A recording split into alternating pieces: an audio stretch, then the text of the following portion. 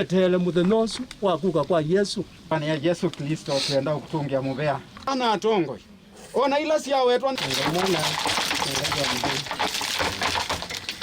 Tumempumzisha mama tukiwa na uchungu mwingi sana, kutoka kwa mtoto ambaye ni mdogo mpaka kwa yule ambaye ni mtu mzima, sababu kifo cha mama hakikuwa kifo cha kawaida, kilikuwa ni kifo ambacho mama aliteswa sana.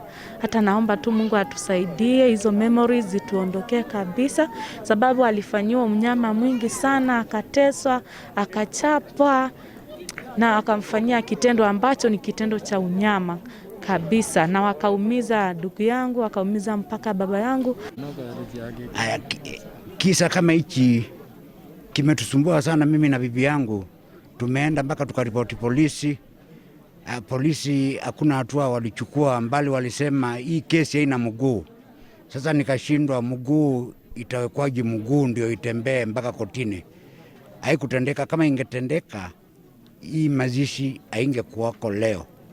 Naomba serikali iangalie hatua, sababu sisi ni raia, angalau tupewe ulinzi wa kawaida ndio haki itendeke kwa kila mtu.